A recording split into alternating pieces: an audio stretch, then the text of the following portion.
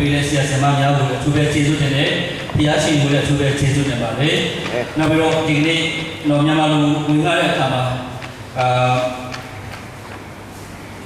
မြန်မာလူမဲရမဝင်ကားတဲ့အခါကျတော့တစ်ခါလေမှားတာတွေရှိတယ်။တမပြေတာတွေလည်းရှိတယ်။နောက်ပြီးတော့ဩဝါဒမကျွဲတာတွေလည်းရှိတဲ့အတွက်ကျေးဇူးပြီးတော့ကျွန်တော်ကိုပုံပြီးပေးကြပါလို့မိသားစုခံချင်ပါတယ်။ဒီကနေ့ကျွန်တော်ဝင်ကားခြင်းတဲ့အချက်တစ်ခုကပါလဲဆိုအဲ့ဒီကျွန်တော်ဝင်ကားတဲ့အရာမှာတော့ခင်ဗျာဒီမနေ့ကျွန်တော်စုတောင်းထားတဲ့အရာတစ်ခုကိုကျွန်တော်ပြောမယ်။အဲ့ဒါပါလဲဆိုတော့ဒီမနေ့ TV ကြည့်တဲ့အခါကျတော့ဘူချုပ်စားရဲ့အတုပကိုကျွန်တော်ကြည့်တဲ့အခါကျတော့မြန်မာပြည်တော်စုတောင်းတယ်။ဘာဖြစ်လို့လဲဆိုတော့လွန်ခဲ့တဲ့1940ခုနှစ်68ပေါ့နော်။အဲ့ဒီမှာအဲ့ဒီနေ့မှာဖြစ်နေတဲ့အကြောင်းအရာအစနေနေ့အတုပကိုကျွန်တော်ကြည့်တဲ့အခါကျတော့လူပေါင်း35,000ရန်ကုန်မြို့မှာလူပေါင်း35,000လောက်လာပြီးတော့အတုပမှာသာဗနာခန္ဓာမှာလာကြတယ်။ရောင်အဲ့ဒီအချိန်မှာရန်ကုန်မြို့မှာလူဘယ်နှစ်ယောက်ရှိလဲတော့အခုတော့9 သန်းလောက်ရှိ။ဒါပေမဲ့လွန်ခဲ့တဲ့68နှစ်လောက်မှာဆိုတော့အဲ့လောက်ကြီးရှိမှာမမရဲ့ကျွန်တော်ခန့်မှန်းထားတာတော့ရန်ကုန်မြို့ပေါ်မှာရှိတဲ့လူကြီးရဲ့3 ပုံ 2 ပုံလောက်လာမှာဖြစ်။အပြန်စဉ်းစားကြည့်တဲ့အခါကျတော့ကျွန်တော်တို့မြန်မာပြည်ခေါင်းဆောင်တွေအတွက်ကျွန်တော်အထူးရှုတောင်းထားတယ်။ပြည်သူတွေအရန်ချစ်တဲ့မြန်မာနိုင်ငံမှာရှိတဲ့လူတွေအရန်ချစ်တဲ့ခေါင်းဆောင်တွေသူတို့ကအခုဖြစ်လာလို့ရှိရင်တော့နိုင်ငံပြည်သူတွေအကုန်လုံးဝန်နဲ့ကြည်ပွဲရတော့ကောင်းတဲ့ခေါင်းဆောင်တွေပြန်လဲပြီးတော့ဘုရားရှင်ပို့ဆောင်ပေးလို့ကျွန်တော်ဆုတောင်းထားတာဖြစ်တယ်။nelson mandela ကဲ့သို့ဒါမှမဟုတ်ရှင်ဒီကွန်ဂျိုကဲ့သို့ပုဂ္ဂိုလ်တွေမြန်မာပြည်မှာဘုရားရှင်ပြန်လဲပြီးတော့ပေးနိုင်ဖို့ရန်အတွက်ကျွန်တော်ဆုတောင်းထားပါတယ်။နောက်ဆုံးကြောင့်သူတပားရဲ့မကောင်းတွေသူတပားအပေါ်မှာနာကျင်မှုခါသိမှုတွေခံနေရတဲ့အဲ့ဒီအဟိတောရှိဒီကရဲ့အတ္တပါတွေ့ရမယ်ဆိုနောက်ဆုံးကြတော့သူကတည်သွားတယ်ကျူးဆွဲပြီးတော့တည်သွားတယ်ဘာနဲ့တူလဲဆိုတော့အဲ့ဒီခါသိမှုတွေကဘာနဲ့တူလဲဆိုတော့လူတယောက်အနေနဲ့အစိတ်တောက်ပြီးတော့မှတခြားသောသူတယောက်ကိုတည်ဖို့ရစောင့်နေတဲ့သဘောဖြစ်ဥပမာကျွန်တော်အနေနဲ့အစိတ်တောက်လို့ရှိရင်အစိတ်တောက်ပြီးတော့တခြားလူကိုတည်ခိုင်းလို့ရမှာကျွန်တော်အစိတ်တောက်လို့ရှိရင်ဘယ်သူတည်မလဲဥပမာဗျာကျွန်တော်ဒီစာလို့တော့မဟုတ်ပါဘူးဥပမာပြချင်လို့ပါဒီကအစိတ်ဖြစ်နေစေကျွန်တော်ဒီအစိတ်ရေကိုတောက်ပြီးတော့မှတောက်ရတဲ့ကျွန်တော်အစိတ်ရှိဖြစ်တယ်ဆိုရင်ကျွန်တော်သိမလားတကူသိမလဲတောက်တဲ့သူလည်းသိပါအဲ့ဒီနေကျွန်တော်သိချင်တယ်ဒါနဲ့ကျွန်တော်အဲ့ဒီအစိတ်ကိုတောက်တယ်ဒါနဲ့ဘာလို့တောက်တာလဲဆရာကတေကိုကျွန်တော်စောင့်နေလို့ရှိရင်ဘယ်သူအရှင်သိသွားလဲကျွန်တော်ပဲသိမှာဘာဖြစ်လို့လဲကျွန်တော်တောက်လို့ပါ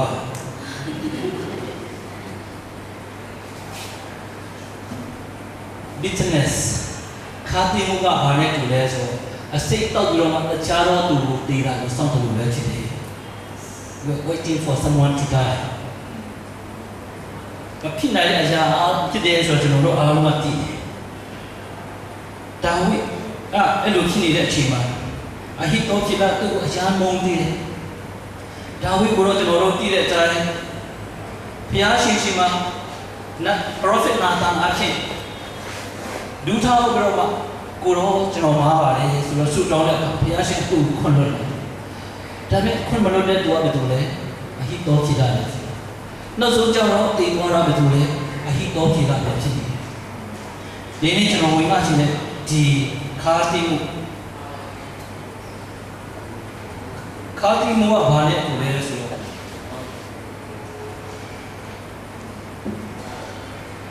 လူတယောက်ကကျွန်တော်တို့ကိုနာကျင်မှုoffended နာကျင်အောင်လုပ်တဲ့အရာတွေလူတယောက်အနေနဲ့ကျွန်တော်တို့အချက်ကွဲခဲ့တဲ့အရာတွေမဟုတ်မမှန်ပဲနဲ့ကျွန်တော်တို့ကိုဆွဆွဲအရာတွေအဲ့ဒီအရာတွေကိုကျွန်တော်တို့အမေရိကန်မှတ်ထားပြီးတော့မှစိတ်ထဲမှာပုံထားပြီးတော့နောက်ဆုံးကျတော့ဘယ်လိုဖြစ်လာလဲဆိုတော့ဒီအရာတွေကကျွန်တော်တို့ကိုဘုရားရှင်ရဲ့တကူတော် ဖယားရှင်ရဲ့အချင်းစုတို့ခံစားဖို့ရအတွက်ကျွန်တော်တို့ဒါပိတ်ထားတယ်ဆိုတာခံစားသိရှိဖို့ရဝင်မှချင်တာဖြစ်တယ်အဲ့လိုဟာမျိုးလူတယောက်အနေနဲ့ကျွန်တော်တို့ကိုခါသိစေတယ်ဝမ်းနည်းစေတယ်တချို့ဆိုရင်ကိုမိသားစုတရားဖြစ်ရင်ဖြစ်တယ်တချို့ဆိုရင်လည်းကိုယ့်ရဲ့အတိုင်းဝိုင်းထက်ကဖြစ်ရင်ဖြစ်တယ်ရုံးမှလည်းဖြစ်ချင်းဖြစ်မယ်ဘုရားကျမ်းမှာလည်းဖြစ်တယ်ခါသိမှုဆိုတာမရှိတဲ့နေရာမရှိဘူးဒီနေ့ရှိတော်ရဲ့မောင်မခါသိမှုတွေကြောင့်ကောင်းခြင်းမင်္ဂလာတွေအားလုံးပိတ်ထားတယ်ဆိုရင်ခါသိမှုတွေရှိလာတဲ့အခါကျတော့ကျွန်တော်တို့တက်တာမှာဘုရားရှင်ရဲ့အတူပါရှိမှုတွေပြတ်သွားတယ်ဆိုရင်ဒီနေ့ခါသိမှုကိုကျွန်တော်တို့ဘာနဲ့ကုမလဲဘာနဲ့ထုတ်ယူလဲတခြားအရာတွေရှိပြီမဲ့ဒီမှာအရေးကြီးတဲ့အရာပါလဲဆိုတော့ forgiveness ခွင့်လွှတ်ခြင်းအဲ့လိုခါးသိမှုကိုဖြစ်စေတဲ့လူတွေပေါ်မှာခွင့်လွှတ်ခြင်းပေးနိုင်လို့ရှိရင်သူတို့ကိုကောင်းချီးပေးမယ်ဆိုရင်ဒီကနေ့ကျွန်တော်ရဲ့တက်တာအန်အောဘရာဘုရားရှင်ကောင်းချီးပေးလာမှာဖြစ်တယ်ကျွန်တော်တက်တာမှာအမတန်ကြုံဘူးတဲ့အတွက်ကျွန်တော်ဝင်လာတာဖြစ်တယ်ဒီလောကရဲ့15နှစ်လောက်ကကျွန်တော်အမတန်ရုံးကန်ခဲ့တဲ့အရာတွေကပါလဲဆိုကျွန်တော်ရဲ့လို့ပေါ်ဆောင်တဲ့တရားတို့ East Asia Pacific မှာကျွန်တော်ပါဝင်လာတဲ့အခါကျတော့ကျွန်တော်တို့ရုံးမှာမလေးရှားနိုင်ငံရဲ့လမ်ကဝဲဆိုတဲ့မြို့တစ်ခုမှာကျွန်တော်တို့စီဝေးလို့ပြီးတဲ့အချိန်မှာလူတယောက်ကိုကျွန်တော်တို့ခေါင်းဆောင်ယုံကြည်သူမဟုတ်ပဲယုံကြည်သူတွေဆွေးတဲ့နေရာမဟုတ်ပဲဂုံယုံကြည်သူကိုဥဆောင်တယ်လို့ခံယူတဲ့ခေါင်းဆောင်တွေရှိဦးသူကျွန်တော်တို့25ရောက်ပါရှိအဲ့မှာလူတစ်ယောက်ကိုကျွန်တော်ကြည့်တဲ့အခါကျတော့စိတ်ထဲမှာတကယ်ကိုမကြိုက်ဘူးညဉ့်ညံ့မှုတွေစကားပြောတာမဟုတ်ဘူးနော်သူရဲ့မျက်နှာကိုကြည့်လို့ကျွန်တော်သူ့ကိုမုန်းသွားတယ်ထိုးကြိတ်ချင်တော့ကျွန်တော်စိတ်ထဲမှာဖြစ်နေသူ့ရဲ့ရေကိုသူ့ရဲ့စကားပြောလို့အအောင်လုံးကျွန်တော်လုံးဝမကြိုက်အဲ့ဒါနဲ့ကျွန်တော်ရဲ့ခေါင်းဆောင်ချက်တို့ကိုမိတ်ဆက်တယ်ဒီမှာကျွန်တော်ရဲ့အတိကြောက်လာတဲ့ခေါင်းဆောင်ချက်ပါသူကကျွန်တော်တို့ East Asia Pacific မှာကိုငွေပို့ရတဲ့အတွက်ပါလာတဲ့တယောက်ဖြစ်တဲ့အတွက်သူဆိုရအောင်လက်ခုပ်တီးတဲ့ကြားထဲမှာသူရှိလို့ရှိရင်နာကြီးမှာသူ့မျက်နှာကိုလက်ခုပ်တီးတဲ့ကြားထဲမှာတော့ပါစအဲ့လိုဖြစ်တော့သူ့ကိုကျွန်တော်စိတ်ထဲမှာဒီလိုမောင်းနေဖြစ်လာနောက်ဆုံးကျတော့ကဲမင်းပြောစရာတခုမရှိဘူးလားဆိုတော့သူ့ကိုမှတ်တရခက်တဲ့ခါကျတော့သူကဘာပြောလဲဆိုတော့ငါအရင်တော့ကမ်ပဏီကြီးမားမားတွေမှာလောက်တာအခု East Asia Pacific လောက်မှာလာလို့တဲ့ခါကျတော့ကျွန်တော်တို့တည်တည်လေးပါဒီစကလုံးရတဲ့ကျွန်တော်ရှင်းသူနဲ့ကြည့်တယ်လို့ဖြစ်သူမျက်နှာကိုသဘောမကျတယ်လို့သူ့စကလုံးတွေလည်းကျွန်တော်သဘောမကျဟာဟိုလိုရှိလို့ရှိရင်ခေါ်ပါလာပြီးတော့ချက်ချင်းလာတော့ဒီလက်မဝယ်ပြီးတော့ချက်ချင်းလာတော့မင်းတို့ကိုကုန်နေနေစားပြောတဲ့အခါကျတော့တကယ်အပေါ်ကြီးနဲ့တော်လာတဲ့ဆိုတဲ့သဘောမျိုးနဲ့ကျွန်တော်ခါသူ့ကိုလုံးဝမကြိုက်အဲ့တော့ email ပို့တဲ့အခါကျတော့ကျွန်တော်တို့ခေါင်းဆောင်တွေအရာအကုန်လုံးကို CC ပို့လိုက်အင်ဒိုနီးရှားမှာဘယ်လိုလုပ်ကောင်းလဲလာအိုမှာဘယ်လိုလုပ်ကောင်းလဲဘာတွေကောင်းလဲကမ္ဘောဒီးယားမှာကျတော့ဘယ်လိုလဲမြန်မာနိုင်ငံမှာကျတော့ဘယ်လိုလဲသူကမိခိုးနဲ့အများကြီးဘယ်လိုလုပ်ဆောင်နိုင်လဲဆိုတော့အော်လို့တော့တကယ်ဘီဝါကောင်းကောင်းနဲ့ရေးထားတာကိုတွေ့တဲ့အခါကျတော့ဘာလုပ်လဲဆိုတော့သူ့ကိုပြန်ပြီးတော့အခက်ဆုံးလို့မိခိုးနဲ့ပြန်ချီဖားကျွန်တော်ရဲ့စိတ်ထဲမှာတော့ပါခင်ဗျာဆိုသူကဒီလိုရေးတဲ့အခါကျတော့ကျွန်တော်ဒီလိုပြန်ရေးချလိုက်သူ့ကိုပြန်ကန်တဲ့သဘောဖြစ်ဒါပေမဲ့အကောင်းဆုံးအတော်ဆုံးလို့စကလုံးတွေသုံးပြီးတော့အခက်ခဲဆုံးလို့မိခိုးနဲ့ကျွန်တော်ရေးလိုက်သူတို့ကသူခက်အောင်သူတော်ဆုံးမဟုတ်ဘူးဆိုတိအောင်ကျွန်တော်ရေးလိုက်နောက်ပြီးတော့သူ့ကိုသူပြင်လာလို့ရှိရင်အဲ့ဒီအချိန်မှာသူကျွန်တော်ဘယ်လိုရေးလိုက်တာလဲဆိုတော့သူ့ကိုလက်ပြီးနဲ့ထိုးတယ်လို့ထိုးမဲ့အစားအဲ့လိုစာနဲ့ကောင်းကောင်းစာနဲ့ပြီးနဲ့ပြန်ရေးလိုက်တာအဲ့လိုသူနဲ့လုံးဝတဘောမကျတဲ့လူတယောက်ဖြစ်လာတဲ့အခါကျတော့နောက်ဆုံးချက်အိတ်တော်လိုက်သူ တုံးနေလောက်ကြလာတဲ့ကသူ့ကိုငုံတာတော့မှသူ့ကိုသဘောမကျတာတော့မှကိုယ့်ကိုယ်သဘောကျတယ်လူတွေကပြောတယ်အဲ့ဒီလူကြီးကျွန်တော်မကောင်းတာကိုနည်းနည်းပြောလိုက်တယ်ဆိုကျွန်တော်ကလည်းအများကြီးပုံကြီးချက်ပေးလိုက်တဘိုးကိုလည်းလုပ်လိုက်အဲ့လိုလုပ်တဲ့အခါကျသူ့ကိုသူကကြီးအဲ့လိုရေးတာကျွန်တော်ကလည်းပြန်ပြီးတော့ပြန်ရေးလိုက်တယ်ဆိုတော့စိတ်ထဲမှာအရန်ကြည်လို့ဆိုရတယ်သူဘယ်သူမှမသိတဲ့ကိုယ့်ကိုယ်ပြူးကြပြီးတော့ကိုယ့်ကိုပြူးပြီးတော့အဲ့တဲ့အချိန်များရှိတယ်နောက်ဆုံးကျတော့သူ့ကိုငုံတာကိုတော့ပြန်ကျွန်တော်ပြောလာတနည်းကျတော့ဘုရားရှင်ကကျွန်တော်ကိုပြောလဲဆိုသူ့ကိုတောင်းပန်ရတယ်ခွင့်လွှတ်ရတယ် forgiveness သူ့ကိုတောင်းပန်ရတယ် apology သူတို့မလုပ်နိုင်တဲ့ကျွန်တော်ပြောနေပြီသူ့အပေါ်မှာနာကြည့်မှုတွေစိတ်ဆိုးမှုတွေအကုန်လုံးကျွန်တော်ပြောနေပြီအချင်းပါသွားတယ်လို့ဖြစ်နေအဲ့နဲ့ကျွန်တော်တို့ဆွေးအီတလီနိုင်ငံတူရင်းမြို့မှာကျွန်တော်တို့စီဝေးလုပ်နေတဲ့အချိန်ဘုရားရှင်သူ့ချီကိုတော့တောင်းပန်ပါအဲ့အချိန်မှာကျေးဇူးတော်ကြောင့်အခါနဲ့အရန်ပူလာတဲ့အခါကျတော့ပြင်မှာသွားတော့လေပြင်မှာခဏသွားတော့9ရောက်အောင်9မိနစ်10မိနစ်လောက်ပြင်သွားတဲ့အခါကျတော့အဲ့ဒီတော့ဖုန်း box တွေရှိတယ်လီဖုန်း box တွေရှိအဲ့ဒီထဲမှာကျွန်တော်သွားတော့အင်ကိုဖုန်းဆက်လူတပည့်ကိုဖုန်းဆက်လိုက်တဲ့အခါကျ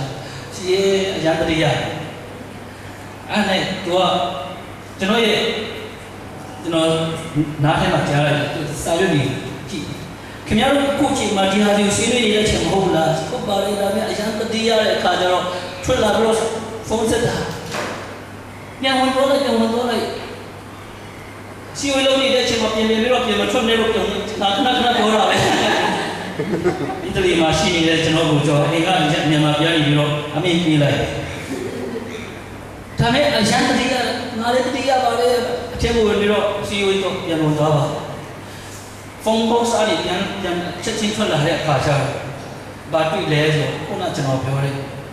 ကျွန်တော်တဘောမကြတဲ့ပုဂ္ဂိုလ်ချင်းနဲ့ဆိုလိုက်သူကပြောလဲ Hello my friend from Myanmar စိတ်ချမ်းမှာ friend ပါဘူးမင်းနဲ့ my friend ဘူး my friend from Myanmar လာ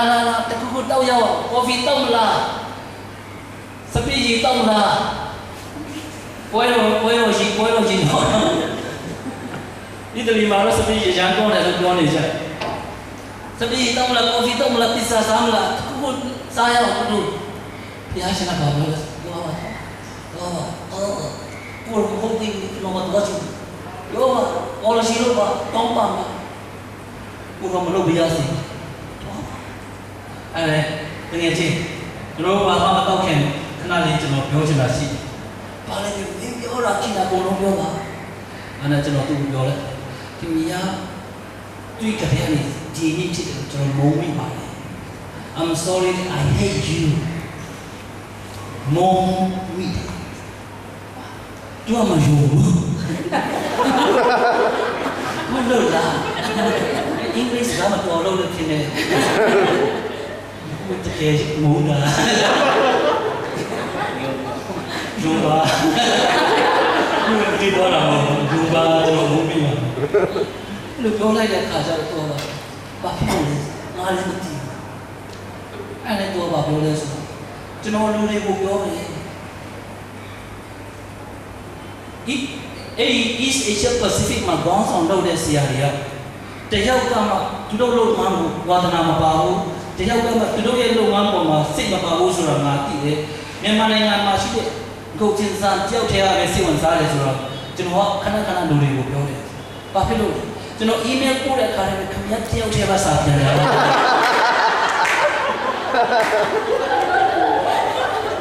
ကျွန်တော်လည်းသူ့ကိုစာပြန်တယ်ဆိုတော့သူ့ကိုလက်တီးနဲ့ချုံတဲ့စာသူ့ကိုစာပြန်တယ်တော့ဘယ်လောက်ထိပြောလဲဆိုတော့လူတွေစီကျွန်တော်ပြန်ကြားတာပါလဲဆိုတော့ကိုချင်းစာနဲ့အတူတူလုပ်မယ်ဆိုရင်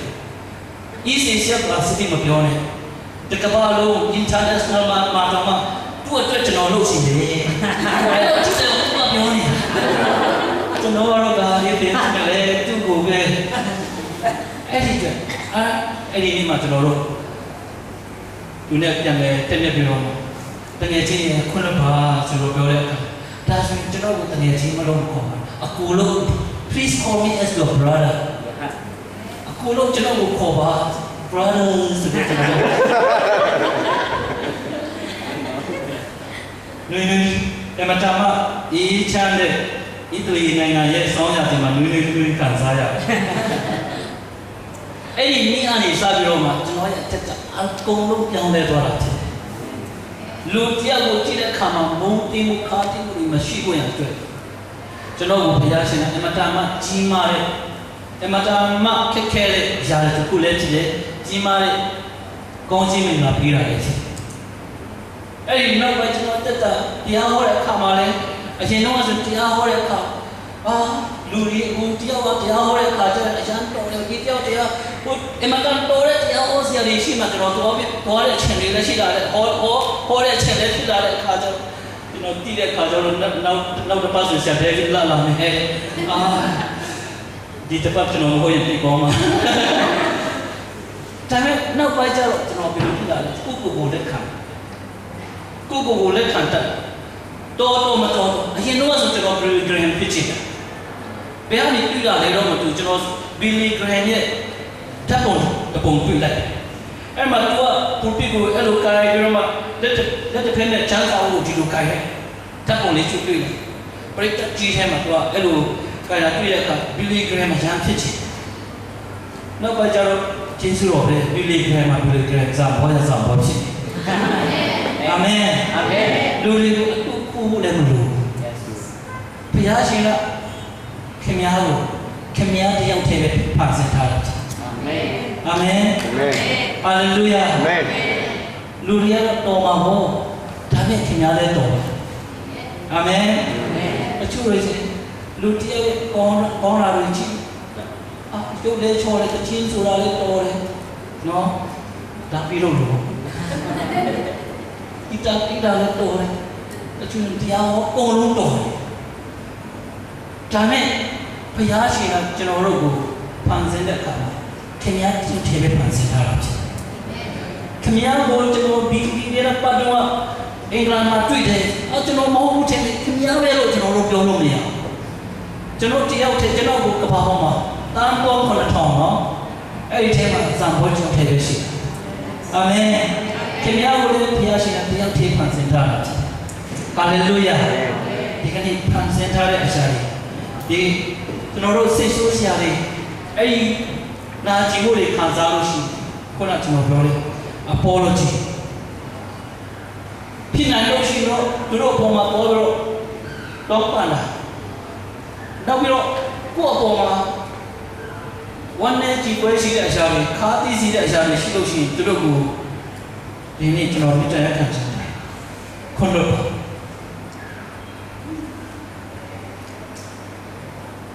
ကျွန်တော်ဖတ်ဖို့တဲ့ဒီကောပါလဲဆို Eskimo မှာတို့မိခွေးတက်တဲ့ခါကျတော့မိခွေးရဲ့တကြီးသူကရောင်းတာဖြစ်တဲ့ခါကျတော့မိခွေးတွေတက်တဲ့ခါကျတော့ဘယ်လိုတက်တာလဲကျွန်တော်ထင်တာကတော့သူတို့အပေါင်းပြီးတော့မှ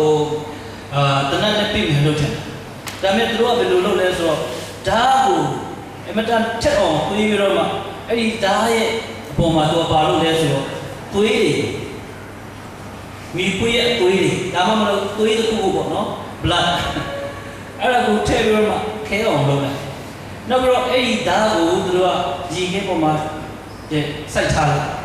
မိခွေးရဲ့အဲ့ဒီသွေးတွေရဲ့အနံ့ကိုရတဲ့အခါကျတော့လာပြီးတော့အဲ့ဒီဓာတ်ပေါ်မှာသွေးတွေရှိတယ်ဆိုတာသိတဲ့အခါကျတော့အဲ့ဒီသွေးကိုရှာနေတက်ပြီးတော့မှသွေးရများလေလေသူတို့တို့ကောင်းတယ်ဒါပေမဲ့အဲ့ဒီရှာအဲ့ဒီဓာတ်အရန်ထက်တဲ့အခါကျတော့သူတို့လက်တဲ့ရှာပြတ်သွားတယ်တဲ့အခါကျတော့သူတို့ရှာပြတ်သွားတဲ့အခါကျတော့သွေးတွေပူထွက်လာ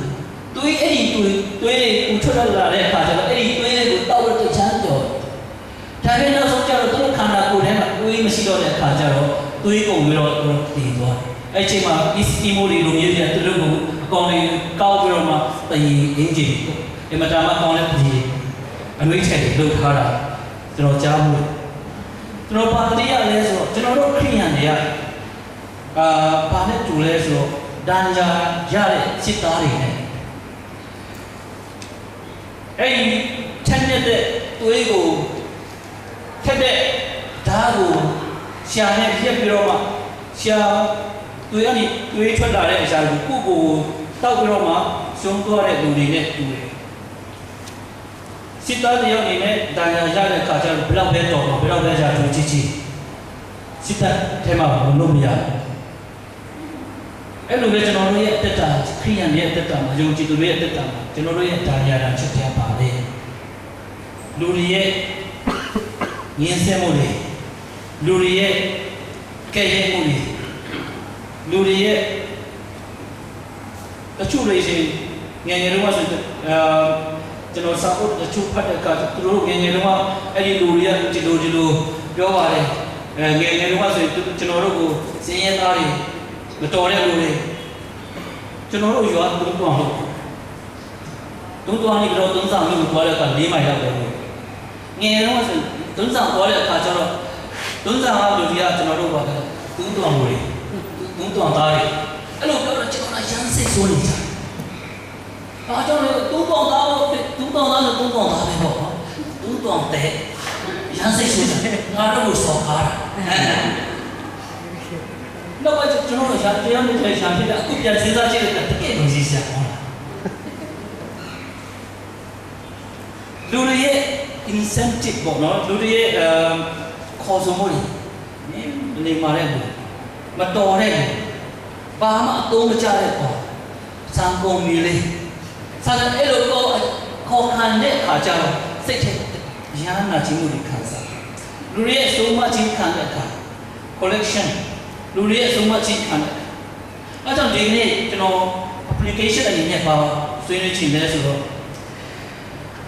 ဒီနာကျင်မှုတွေခါးသိမှုတွေကိုကိုယ်စားဖို့ရအတွက်ပထမဆုံးအနေနဲ့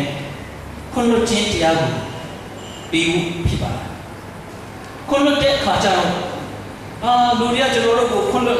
လူတွေကိုကျွန်တော်တို့ခွင့်လွှတ်တဲ့အခါကျတော့အဲ့ဒီလူကကောင်းလာအဲ့လိုကပြောင်းလဲလာပြီနော်တချို့ကပြောတယ်သူကအခုခွန်းလို့ရှိရင်နောက်တစ်ခါပြန်ပြီးတော့ချူဖောက်လာခွန်းမလို့တင်းနေအောင်ခွန်းမလို့တင်းနေအောင်နောက်တစ်ခါဆိုသူကအဲ့လိုဖြစ်လာဆိုပြီးတော့ချူဖောက်လာတယ်ကျွန်တော်တို့စောင့်ဒါနဲ့ခွန်းလို့ချင်းဆိုတာသူကောင်းလို့မဟုတ်ပဲနဲ့သူကကောင်းလာပြီသူကပြောင်းလဲလာပြီဆိုတော့ကျွန်တော်တို့ခွန်းလို့တာမဟုတ်ဘူးနဲ့ခွန်လို့ခြင်းလာလူအပ်တဲ့အတွက်ခွန်လို့ဖြစ်တယ်။အာမင်။ခွန်လို့ခြင်းဒီလူအပ်တဲ့အတွက်ခွန်လို့ဖြစ်ပါတယ်။ဘာဖြစ်လို့လူအပ်တယ်ဆိုတော့ခွန်လို့ခြင်းဆိုတာထုံးအချင်းချုပ်ခံရတဲ့ပုဂ္ဂိုလ်တယောက်ကိုလွတ်ခြင်းဖြစ်တယ်။သူရဲ့ခြေထောက်မှာရောသူရဲ့လက်မှာရောပုံလုံးချုပ်ထားလုံးဝလှုပ်လို့မရတဲ့လူတယောက်သူရဲ့မျက်စိကိုလည်းဘာမှမမြင်ရအောင်ဖုံးထားသူရဲ့နာမဘာမှမကြားအောင်ပိတ်ထားတယ်ဘာမှသူရဲ့ပစံမှာလည်းဘာမှပြောလို့မရအောင်လှုပ်ပိတ်ထားတဲ့လူတယောက်ကိုလွတ်ခြင်းဆိုတာလွတ်ခြင်းဆိုတာဒါနဲ့ပြန်ကြည့်တဲ့အခါကျတော့အဲ့လိုအချုပ်ခံဘာမှလှုပ်ရှားလို့မရအောင်အချုပ်ခံတဲ့လူကဘယ်လိုလဲဆိုတော့မခွင့်လွတ်တဲ့ပုံဖြစ်သွားတယ်လူတယောက်အပိကိုခွင့်လွတ်တဲ့အခါကျတော့သူ့ကိုအပြစ်ခွင့်လွတ်တာမဟုတ်ပဲကျွန်တော်တို့ကိုအချုပ်တော်ထားနေပြီးတော့လွတ်ခြင်းအပြစ်ခွင့်ကိုကျွန်တော်တို့ကိုပေးထားတာဖြစ်ကိုလွတ်လပ်ခြင်းပေးထားတာဖြစ်ဒီနေ့ဒီများအနေနဲ့လွတ်ခြင်းခွင့်မလွတ်တဲ့သူများရှိလားနောက်ပြီးတော့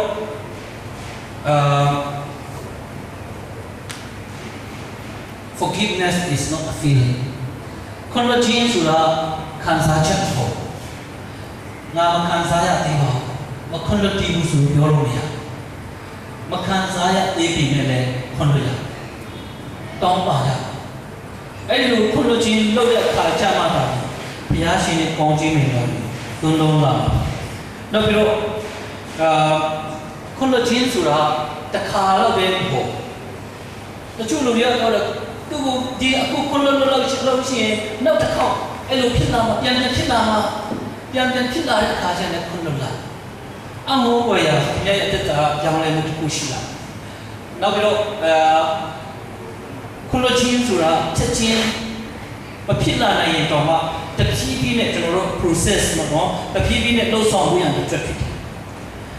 တချို့လူတွေကပြောပါတယ် forgive and forget အဲ့ဒီ forgive and forget ခွန်ပြီးတော့မိတော့ပါဆိုတာကျွန်တော်အပေါ်မှာတော့ကျွန်တော်မမေ့အမှန်တည်းပြောရမယ်ဟိုအရင်တော့နာကျင်ခဲ့ဖို့တဲ့အရာတွေခါတီးမှုတွေခံစားခဲ့ဖို့တဲ့အရာတွေအရင်တော့စိတ်ဆိုးတဲ့အရာတွေကကျွန်တော်မမေ့ဘူးတို့တော့ဒီနေ့ကျွန်တော်တက်တဲ့ကံချင်တာတစ်ခုပါလဲဆိုတော့ကျွန်တော်မမေ့ပေမဲ့အဲ့ဒီအရာတွေကကျွန်တော်ကိုအနောက်အရှက်မပြေတော့ခုနကျွန်တော်ပြောရတဲ့တကယ်ချင်းဆိုရင်အခုထိအဲ့ဒီတော့ပြဿနာတွေလည်းကျွန်တော်တည်တော့မယ်ရှိလဲရှိသေးတယ်ဒါနဲ့ပြဿနာတွေရှိပြီမဲ့အဲ့ဒီပြဿနာကျွန်တော်မအိတ်လိုက်နိုင်တော့မစားနိုင်တော့ကျွန်တော်ကိုဘာမှအကျိုးဆက်တွေမပြီးတော့ဘာနဲ့တူလဲဆိုတော့မြင်ရလာတော့ဒီကျွန်တော်ဒီမှာအမှားကျွတ်တစ်ခုရှိအဲ့ဒီအမှားရွက်ကဘာလို့အနေရလဲဆိုတော့ကျွန်တော်ထမင်းချက်နေတဲ့အချိန်မှာပူလောင်ပြီးတော့ရထားတဲ့မှာနဲ့တစ်ခုရနေတဲ့ချက်ရနေစမ်းပူတော့ဘာလာမသိဘူးကျွန်တော်ပတ်တီးစီပြီးတော့နောက်ပိုင်းကျတော့ပတ်တီးမရှိတော့တဲ့ခါကျတော့ကိုနာတယ်လို့မျိုးသမီးရဲ့ဘယ်လိုအချင်းနာခံရှင်လို့တော့မဖြစ်စက်ပြီးတော့ပတ်တီးစီလိုက်တယ်မနာပဲနဲ့အဲ့ဒီအနာဖြစ်နေတဲ့အချိန်မှာရနာအခုထိတော့အမှားရွတ်တွေရှိလုံးပဲဒါနဲ့အဲ့ဒီအမှားရွက်ကကျွန်တော်ပေါ်လာမပြီးတော့ခင်ဗျားအပေါ်မှာလူတွေလှုပ်ထားတဲ့အတင်းပြောတဲ့အရာတွေခါသိမှုတွေနာကျင်မှုတွေအဲ့ဒီအရာတွေကမိတော့မမေ့တို့တော့နာကျင်မှုတွေတော့ပြီးမှာမဟုတ်ဘူးဒါနဲ့သူလဲဆိုခင်ဗျားရဲ့နှလုံးသားထဲမှာဓာတ်ရတစ်ချက်ရှိအဲ့ဒီဓာတ်ရဲ့စိုက်ထားတဲ့ခါကျတော့အဲ့ဒီဓာတ်ကိုမနှုတ်ပဲနဲ့အဲ့ဒီဓာတ်ညာကိုမကုပဲနဲ့ဓာတ်ကိုဒီတိုင်းပဲထားလို့ရှိရင်အဲ့ဒီဓာတ်ကိုလည်းထိလိုက်တာနဲ့အမေကတော့မနာဘူးပေါ့သို့တော့အဲ့ဒီဓာတ်တွေကိုထိလိုက်တာနဲ့နာကျင်မှုတွေခံစားရဒါနဲ့ဒီနေ့ဘုရားရှင်ကပြောလဲဆိုတော့ဒီကနေ့ရောက်လာတဲ့လူတွေအားလုံးဒီနာကျင်မှုတွေအားလုံးပေါ်မှာဒီဓာတ်တွေကိုနှုတ်ပေးမယ်အဲ့ဒီဓာတ်တွေကိုနှုတ်ပေးတဲ့အခါကျတော့နာအဲ့ဒီအဖြစ်အပျက်တွေဖြစ်ပြန်ပြီးတော့တတိယလာတဲ့အခါကျတော့နာကျင်မှုတွေတော့ရှိကောင်းရှိခါတိမှုတွေလည်းရှိကောင်းရှိတယ်တို့တော့ဘုရားရှင်ကခင်ဗျားကိုသူ့ရဲ့စီသူ့ရဲ့အလုံးသားသူ့ရဲ့ချစ်ချင်းမေတ္တာသူ့ရဲ့အမတမနုံညံ့တဲ့ဝိတဲ့သူ့ရဲ့လက်တော်နဲ့ခင်ဗျားကိုတူထိပြီးတော့မှခင်ဗျားကိုကျမ်းမာခြင်းပေးပါစေ။အာမင်။အဲ့ဒီ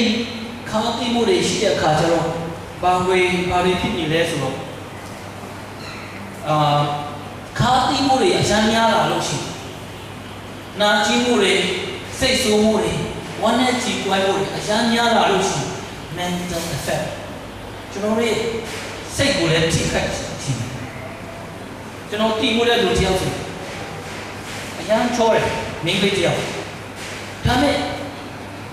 သူနဲ့တမင်းင်းလောက်စကားပြောလိုက်ပြီရှင်သူပုံမှန်တော့ဘူးဆိုတော့တိတာအဲ့ဘာကြောင့်လဲဆိုတော့ကျွန်တော်မေးကြည့်တဲ့အခါကျတော့သူ့ရဲ့ဇီစာ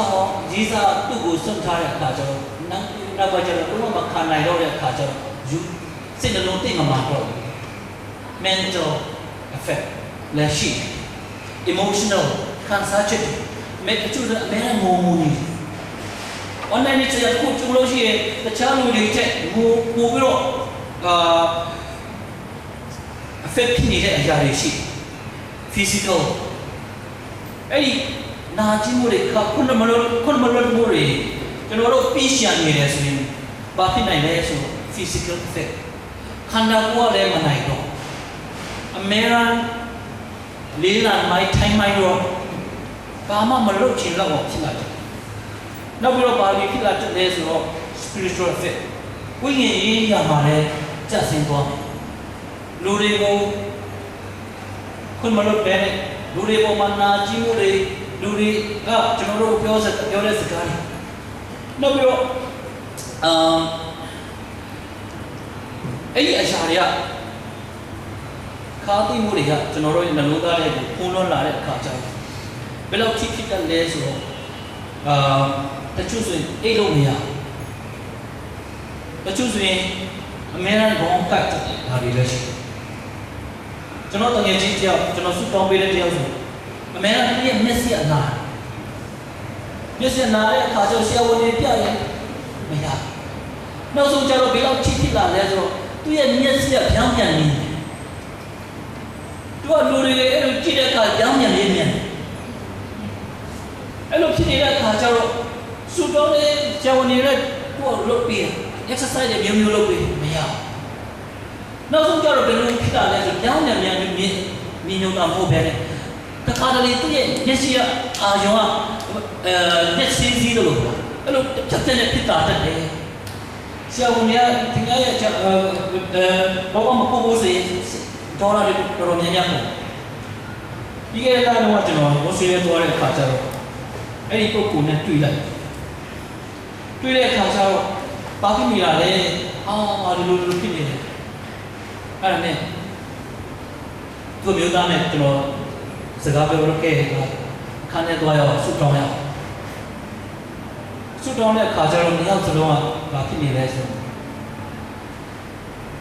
သူတို့ရဲ့မျိုးတယောက်ကသူတို့ရဲ့စီးပွားရေးလုပ်ငန်းတစ်ခုလင်းနေတဲ့လာတဲ့အခါကျတော့သူ့အပေါ်အရန်နာကြီးမှုတွေခံစားရတဲ့အခါကျတော့နောက်ဆုံးကျတော့သူ့အကိုအဲ့ဒီသူ့ရဲ့မျိုးသူတို့ကိုလင်းနေတဲ့စားတဲ့လူသေတာတော့မှသူတို့ကအတုပကိုစာပနာကိုပြောတယ်ဒီနေ့ရောက်အဲ့လိုဖြစ်အဲ့ဒီအကြောင်းကိုကျွန်တော်ကိုပြောတဲ့အခါကျတော့ကျွန်တော်ကပြောတယ်သူ့အပေါ်မှာခွင့်လွှတ်ခြင်းတောင်းပန်ရအောင် let's apologize to that person သူ့အပေါ်မှာတောင်းပန်ရအောင်လို့ပြောတောင်းပန်လို့မပြောနဲ့တော့သူသုံးသွားပြီသူ့ကိုပဲရှိတော့တယ်အဲ့ဒါဆိုကောင်းတာပေါ့လို့ကျွန်တော်ပြောလိုက်တဲ့အခါဟုတ်တယ်သူသေးတာပဲကောင်းပါကျွန်တော်လည်းကောင်းပါတယ်အမယ်လို့ပြောလိုက်လူတယောက်တည်းကဒါနဲ့ကျွန်တော်သူ့ကိုပြောလဲသူသေးတာကောင်းမကောင်းဒီကနေ့ခင်ဗျားခံစားတဲ့ယောဂအဲ့ဒါကြောင့်ပဲလို့ကျွန်တော်ပြောတယ်သူကမယုံအဲ့ဒါပညာနဲ့တိပ္ပပညာနဲ့လုံးဝ dance is not scientific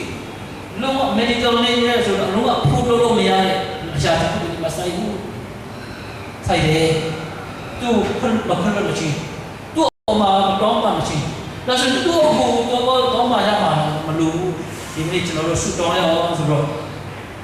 သူ့ကိုအမတန်စိတ်ဆူစေတဲ့သူ့ရဲ့စီးပွားရေးလုပ်ငန်းသူနဲ့အတူပါတဲ့သူ့ရဲ့အမျိုးကြီးတော့သူ့အပေါ်မှာယေရှုနာမနဲ့ကောင်းချီးပေးပါလေခွင့်လွှတ်ပါလေဆိုတော့ပြောတဲ့ညဘုရားရှင်ရဲ့ကျေးဇူးတော်တော့ကောင်းကောင်းအေးလာဟာလေလုယာနောက်နေ့ကျတော့အဲ့ဒီပြောင်းပြန်မြင်နေတာလေမျက်စိဓာတ်တွေဘာမှမတွေ့ဘူးအဲ့ဟောဆရာရဲ့တစ်ခုတော့ဖြစ်ဆရာဝန်ရဲ့အောင်းကျွန်တော်လည်းအောင်းတယ်သူ့ကိုဆုတောင်းပေးတယ်ကျွန်တော်လည်းအဲ့လိုဖြစ်လာမယ်လို့ထင်တယ်ကျွန်တော်တို့ကဘူလာနဲ့ဖြစ်စီမျက်ကြည့်တွေကြာလာတယ်အဲ့ဒါပြည့်တဲ့အခါပတ်လို့ပြီးတော့ပြန်သွားတယ်ဒါနဲ့အဲ့ဒီညသူကအောင်းပဲလုံးဝအိတ်လုံးမရဘူးအိတ်မရတာတော့ညမှာအိတ်မရတာ3နှစ်လောက်ရှိနောက်တော့အာယုလူတွေကြည့်တဲ့အခါမှာပြောင်းပြန်မြင်တာတော့3လလောက်ရှိလက်ရှိနဲ့အဲ့လိုဟာမျိုးမြင်တာတော့နှစ်ပတ်ကျော်လောက်ရှိကျေးဇူးတော်ကြောင့်အဲ့ဒီနေ့မှာခွန်တော်ကြီးကိုသူကယူစီတိုက်တဲ့အခါကျတော့တွေ့တဲ့တန်အန်အိုးပေါ်ရဘုရားရှင်ကောင်းချီးမှုကခါစားရတယ်ကျွန်တော်တို့သိရှိတာ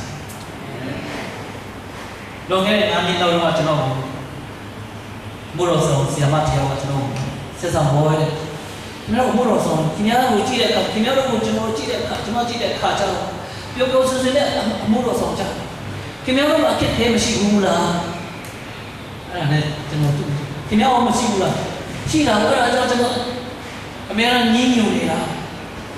အဲ့လေခင်ဗျားကကျွန်တော်မှခက်ခဲရှိတယ်မငင်းညူဘူးခင်ဗျားကငင်းညူတယ်အဲ့ဒါကြောင့်အဲ့ဒါတခုပဲကွာတယ်လို့ပြောတာဒါဆိုရင်မငင်းညူပျော်ပျော်နေအောင်ဘယ်လိုလုပ်ရမလဲအဲ့ဒါနဲ့ကျွန်တော်တွေ့လို့ပြောပါခင်ဗျားဘာဖြစ်လို့ဘုရားဆောင်ကြည့်တာလဲသူရဲ့ဘုရားရှင်ခေါ်ခြင်းတဲ့ဝင်လေးတကယ်ကျွန်တော်သာဆိုဘုရားရှင်သာဆိုရင်တော့ဟုတ်တယ်မှန်တယ်ပေါ်တာပဲကျွန်တော်သူ့ကို စာမေးပွဲပြင်မယ်ဆိုတော့မာပေးလိုက်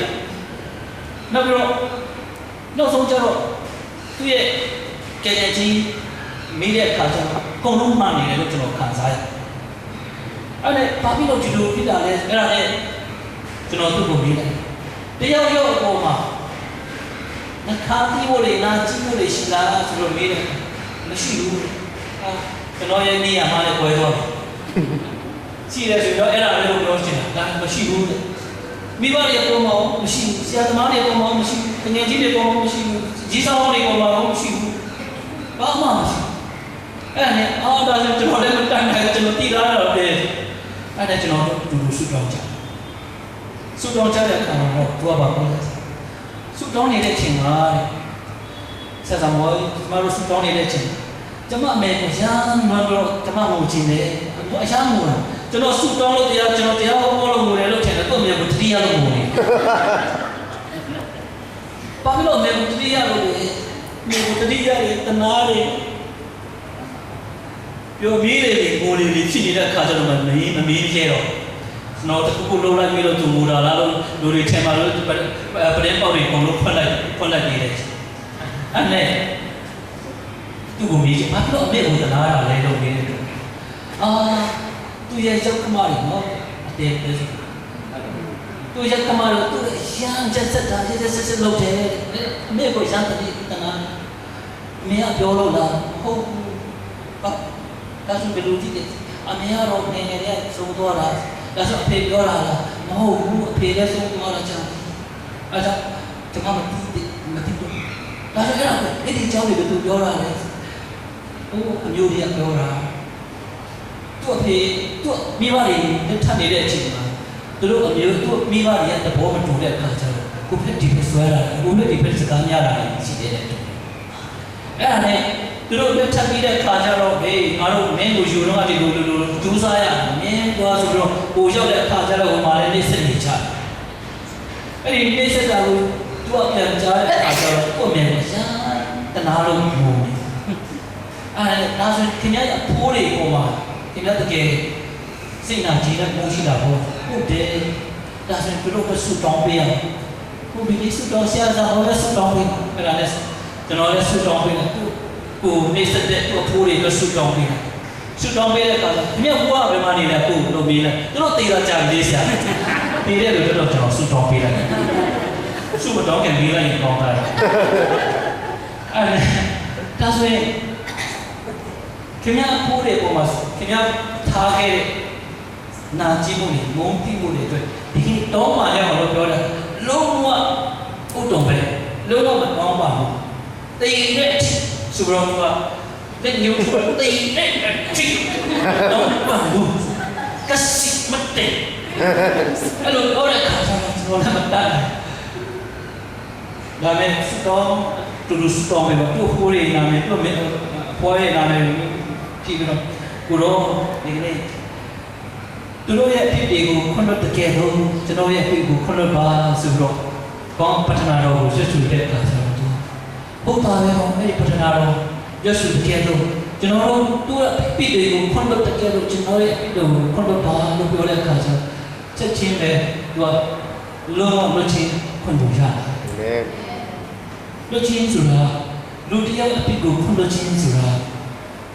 သူတို့ကိုလွတ်ချင်းမဟုတ်ဘဲနဲ့ကိုယ့်ကိုယ်လွတ်ချင်းဒီကနေ့ခင်ဗျားရဲ့အတ္တတာမှာကြောတာခင်ဗျားအတ္တတာမှာရှိတဲ့ဒီကနေ့ခက်ခဲတဲ့အရာကောင်းခြင်းမင်္ဂလာခံစားဖို့ရတဲ့နည်းနည်းပါးပါးပဲလူတွေထားခဲ့တခုခုကဟာနေတယ်လို့တခုခုကကာနေတယ်လို့တခုခုကတိနေတယ်လို့ဖြစ်နေဆို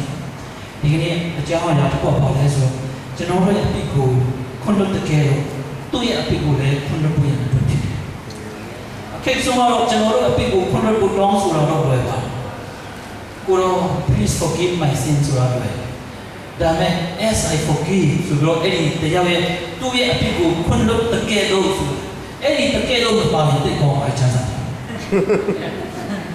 နော်ကျွန်တော်အဖြစ်ကိုခွင့်လွှတ်ပါဆိုတော့ပြောတာတော့လွယ်ပါတယ်အဲ့ဒီဒါနဲ့ယေရှုခရစ်တော်ပါတော့လေသူ့အဖြစ်ကိုခွင့်လွှတ်တကယ်လို့ပြောတဲ့အခါလူတယောက်ရဲ့အဖြစ်ကိုမခွင့်လွှတ်လို့စီဒီကနေ့ကောင်းခြင်းမင်္ဂလာမခံစားနိုင်ဘူး ကျွန်တော်ခုနဖတ်သွားတဲ့ကျမ်းပိုက်ပေါ်မှာပြန်ဖတ်မယ်ဆိုရင်တင်တို့တွင်အစုံတယောက်ရဘုရားသခင်၏ကောကျေးဇူးတော်ကိုမရဘဲမနေစေခြင်းကချစ်တော်မိကိုမောင်မလေးအများပြားပြားဒီနေရာကိုပို့ဆောင်ခဲ့ဒီအကြောင်းအရာတွေကျွန်တော်ဝင်ငါကိုရတဲ့ပြင်ဆင်တဲ့အခါကျွန်တော်တို့ကိုစိတ်လေးဘာဖြစ်လို့လဲဆိုတော့ကျွန်တော်ဝင်ငါချင်တာအမှဝန်တော့ဆရာကောင်းတဲ့ကောင်းခြင်းမင်္ဂလာတွေအမှန်မှကောင်းတဲ့တက်တဲ့ခံချက်တွေကျွန်တော်ဝင်ငါချင်ဒါမဲ့ဘုရားရှင်ကဒီအရာကိုဝင်ငါကိုရတဲ့ကျွန်တော်ကိုပြင်ဆင်တာအဲ့တဲ့အခါကျတော့ပါလဲခက်တော့ခက်တယ်တို့တော့ဒီခွင့်လွှတ်ခြင်းမပါဘူးဆိုရင်ဒီခွင့်လွှတ်ခြင်းတရားမရှိဘူးဆိုရင်ကျွန်တော်တို့တက်တာလုံးဝကောင်းခြင်းတွေကကျေးဇူးတော်မရပဲနေရောတော်လက်ဖြစ်တဲ့အတွက်တတိနဲ့ရှောင်ကြည့်ဖို့ရတဲ့အတွက်ကျွန်တော်ဝေငှချင်းဖြစ်တယ်ခုနကျွန်တော်တကယ်ချင်းအကြောင်းလေးကျွန်တော်ပြောတဲ့အခါအချင်းတော့ဆိုသူ့နာမည်ကြားလိုက်တာနဲ့ကျွန်တော်လက်တီးဆုပ်ချင်တာအရင်တော့သူ့ email ကိုတွေ့လိုက်တာလည်းဆိုရင်ချက်ချင်းဘယ်လိုပြန်လဲဆိုတာလည်းကျွန်တော်စိတ်ထဲမှာရှိတယ်သူတက်ပုံပါတဲ့နော်ကျွန်တော်တို့ကဖွဲ့လိုက်ရိုက်ထားတဲ့တက်ပုံလေးသူ့တက်ပုံကိုကျွန်တော်လုံးဝအဲ့ဒီလုံးဝတက်ပုံ900နော်စီ900အခုဖြစ်ဆိုရင် Facebook တော့ဘာလို့မတက်လုံးဝမတင်တော့သူ့တက်ပုံတွေ့လိုက်ရတယ်အဲ့ဒီတက်ပုံကိုကျွန်တော်ဖယ်လိုက်ဒါနဲ့နောက်ပိုင်းကျတော့သူနဲ့ခွင့်လွှတ်ခြင်းကျွန်တော်တို့စကားပြောလာတယ်အောက်ဟောရကျွန်တော်ကိုလည်းတရားရှင်ပေါင်းကြည့်ပေးတာနောက်တစ်ခုကဘာလဲဆိုတော့သူ့ကိုလည်းတရားရှင်ရန်ပေါင်းကြည့်ပေးသွားတယ်နောက်တော့ကောင်းတာကဘာလဲဆိုကျွန်တော်အတွက်အကောင်းဆုံးတော့ပြည့်စုံတယ်သူကဘာပြောလဲဆိုကိုချင်းစားလိုက်ဒီမျိုးလို့စကားပြောနေတယ်ဆိုရင်သူကဘာမှထင်ဝက်တာမရှိဘူး very transparent ပေါ့ကျွန်တော်တို့ဒီမှာတော့ English စကားမျိုးပြောနေကြတယ်။နောက်ပြီးတော့ Australia သွားတဲ့အခါမှာလူတယောက်သူ့ရဲ့ကလေးတွေကိုစုံမတာနဲ့သူ့ရဲ့ကလေးတွေကရဲကိုတိုက်လိုက်။ရဲကိုတိုက်တဲ့အခါချက်ချင်းရဲတွေလျှောက်တယ်။မင်းဘာလို့ကလေးတွေကိုဒီလိုစုံမတာလဲဆိုတော့သူ့ကိုပြောတယ်Australia နိုင်ငံက independent very very open countryအရာထုတ်တဲ့နိုင်ငံဖြစ်တယ်ဘာဖြစ်လို့ဒီလိုလုပ်တာလဲဆိုတော့သူ့ဖေကိုပြီးတယ် You Australia country very independent ဆိုတော့ independent ဆိုတာလေကျွန်တော်တို့ Australia မှာကျွန်တော်တို့တကယ်ကြီးတွေဖွင့်ထားတဲ့ English စကားလုံးရှိတယ်နော်ကျွန်တော်တို့အတက်တာခက်ခဲတဲ့အရာတွေ transparent မရှိတဲ့အရာတွေဒီကနေ့ဘုရားရှင် open လေးနော်ဒီနေ့သမီးအားပင်ကိုပေါင်းကြည့်ပေးခြင်းတဲ့အတွက်ဒီဟာလေးတော့လုပ်ပါဆိုတော့ကျွန်တော်တို့ကိုပုံထားတာရှိတယ်။အဲကြောင့်မလို့ကျွန်တော်တို့အားလုံးဆုတောင်းပြီးတော့မှဒီနေ့ကိုတော့တခြင်းဆိုမိတဲ့အချိန်နော်ကိုတော့ဒီကနေ့ကျွန်တော်အပေါ်မှာကျွန်မအပေါ်မှာဒီလိုခက်အောင်လုပ်ဖို့တဲ့ကိုရှိပါတယ်ကျွန်တော်စီးပွားရေးလုံးဝနလန်ထူလို့မရအောင်ကျွန်တော်တို့မိသားစုလုံးဝဒီအခြေအနေမျိုးရှောက်အောင်ကျွန်တော်တို့ကိုချီနေနဲ့ကျွန်တော်တို့ကိုအောက်ကိုကြောက်အောင်လုပ်ပေးတဲ့ဒီကိုကိုကျွန်တော်ဆူတောင်းပါလေဆိုတော့ဆူတောင်းပေးရကျွန်တော်အထူးပြကြတဲ့အခါဖြစ်ပေါ်ချင်တာဖြစ်တယ်ခင်ဗျားရဲ့အသက်တာကောင်းလဲသွားမယ်မိသားစုလည်းကောင်းလဲသွားမှာဖြစ်တယ်ခင်ဗျားရဲ့အတင်းတော်ကိုလည်းပြန်ဟုတ်ပါဒီအချို့ဆိုရင်အဖို့တော်ဆိုရင်အဖို့တော်ဆောင်နေတဲမှာပူပုံများနေပြန်ထောက်လူကြီးတွေနဲ့တဘောမတူလို့ဖြစ်နေချုပ်ချယ်မှုတွေများလုံးလာကြည့်လို့ဆိုတယ်တင်တို့ဒီတစုံတယောက်မြတ်ဖျားသခင်ရဲ့ကျေးဇူးတော်ကိုမရဘဲမနေစေခြင်းလားနော်အဲ့ဒီခေါင်းသိမှုတွေနာချီမှုတွေဖျားဖို့ပြရကျွန်တော်ခုနပြောတဲ့အတိုင်းတကယ်ချင်းတွေရှိသွားပြီးတော့မှကျွန်တော်ကိုခွင့်လွှတ်ပါဆိုလို့ပြောဖို့တော့မလိုတော့ဒီကနေ့တရားရှင်ပေးထားတဲ့အခွင့်အရေးလုံးဝအခွင့်ထူးတစ်ခုဖွင့်ထားတယ်ကိုတော့တချို့ဆိုရင် မိဘတွေပေါ်မှာလည်းစိတ်ဆူတဲ့စိတ်အချင်းနဲ့နာကြည့်တဲ့လူတွေလည်းရှိအကိုရကြီးကြောက်တယ်လို့လုပ်ပြီးတယ်ငါ့ကိုကြောက်တယ်လို့မလုပ်ပြီးဘူးမိမတွေကြောက်တယ်လို့လုပ်ပြီးတယ်အကိုကြီးဖြစ်တဲ့ငါကြောက်ဘာကြောင့်ဒီလိုလုပ်တာဒီနေ့ကျွန်တော်တို့ရဲ့ခံစားရရရတယ်တချင်းဆိုနေတဲ့အချိန်နော်ဘုရားဒီနေ့ကျွန်တော်ပေါ်မှာပြောတဲ့စကားလုံးလေးခင်ဗျားတို့ဒီမှာဒီတဲ့အကြောင်းကိုခင်ဗျားသိပါတယ်အဲဒီအရာကိုပြောပြတော့ကိုရောဒီပုဂ္ဂိုလ်ယေရှုနာမနဲ့ခေါ်လို့ပါတယ်ဆိုတော့ဒါကလည်းကျွန်တော်နားလေးကိုပြောတော့ဖြစ်နေတယ်နော်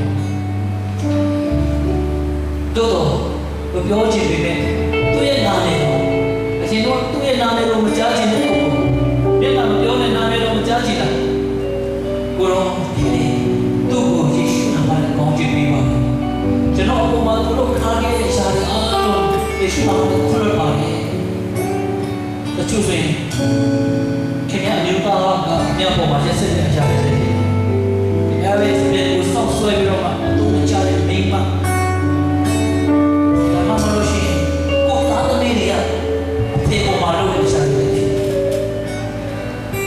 တရားဆိုရင်ကျွန်တော်လေးရှားမှာတူမိုးတဲ့တရားရှိသူ့စုတော်ပြတဲ့အခါဘုရားရှင်လက်ချင်းအခွင့်အရေးကိုပေးပြီးတော့